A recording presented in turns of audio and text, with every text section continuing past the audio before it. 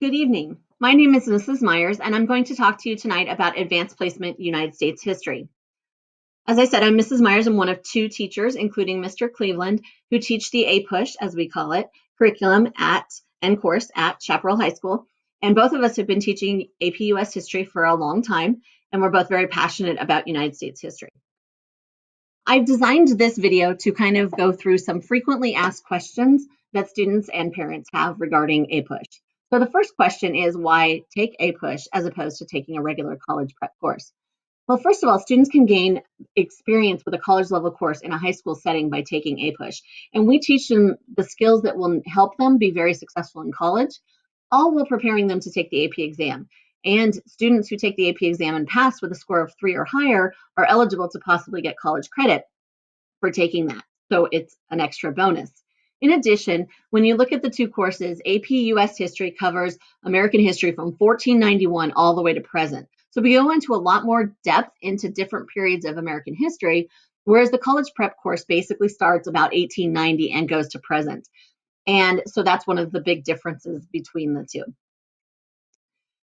Now, I have a lot of questions that sometimes students ask. Well, I took AP Euro or AP World History.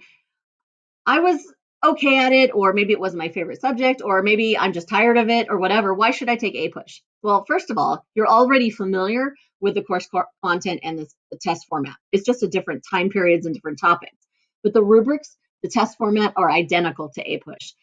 The skills that you've learned in those courses will help you transition smoothly. The main difference is that APUSH covers just one country and only 500 years, which makes it much easier, many people find, than either World or Euro. And typically students do perform better on the APUSH exam than they maybe did on AP Euro or AP World because, again, they have that added familiarity with it. And honestly, most students like the US history content better. We typically have a really high pass rate in our course of 70 to 80% of students pass the exam with a 3 or higher. And part of that is because of the extra time and energy that we spend helping students prepare, both in the writing skills and the content and review that we do every April. Now, if you're a student who did not take AP Euro or AP World, you can certainly still take APUSH. We spend a lot of time reviewing the test format and skills and rubrics and teaching them from scratch. So we have writing practice every week, and there is lots of support. And I've had students who've taken all three of these different courses be equally successful with it. So it doesn't matter what world history course you took in 10th grade, you still can be very successful in APUSH. Another frequently asked question is, what grades should I have in 10th grade world history and English to be prepared? Ideally, students that have A's and B's in both courses tend to be very well prepared for APUSH. And part of that is because there's a large portion of the exams are writing. So having that strong grade in English is actually a stronger and more important indicator than even your world history grade is.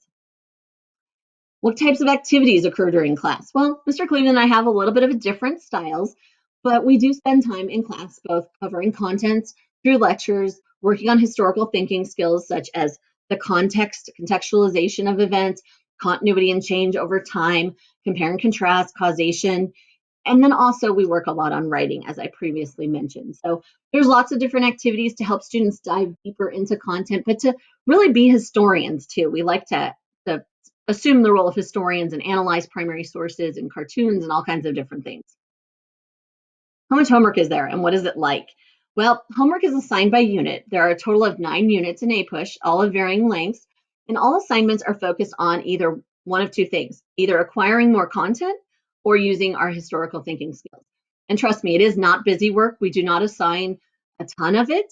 We are very targeted in what we do that is designed to help people be successful in courses or on the exam. So for example, we might assign a graphic organizer to help students kind of take all of the information from a unit and put it into one page. We might assign a reading of a primary source, an annotation of a document from a historian, or perhaps it's practicing some of those essay components or document analysis. Or it could be a discussion board to help students interact with other students in their class. So if you have any questions, feel free to reach out to either of us. And I want to end by including a video from 2 of our students from last year who took APUSH, and they're going to tell you a little bit more from the perspective of a student. Thank you very much. I hope that you sign up for APUSH. Thank you. Hi, I'm Gracie. And I'm Savannah, and we're both seniors at Chaparral, class of 2021. And we're here to tell you why you should take APUSH. So we both took APUS History our junior year, and we honestly loved it. So what's a couple reasons why you should take APUSH? Well, the first is that it's a class where you get what you give, and so it's not that it's independent, it's just that you're responsible for all aspects of your work, and so that includes paying attention during the class lectures and catching up on anything that you miss, and even those small handouts that we get throughout the year, and studying for the tests, because honestly this class is not hard to manage at all, and you will be successful if you put in just a little bit of effort. So another reason why you should take APUS History is that you're surrounded by like-minded students. Whether you like history or you don't, you're all there to learn something new and put in the effort for that AP test. And that can really attest to the difference between a normal history class and an AP history class. And so if you're on the brink of whether or not you should, we encourage you to just go for it. So I've taken both a normal history class and an AP history class, being APUS. And comparing them, like what's the difference, I would say that the main difference in an AP history class is that you get a chance to discuss and to talk about the content that's going on rather than just be handed a packet of notes to do.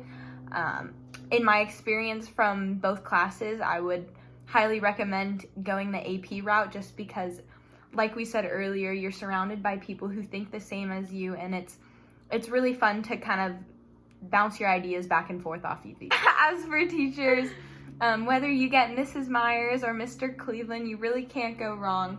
I think we can both agree that we have the best teachers in the Valley when it comes to APUSH.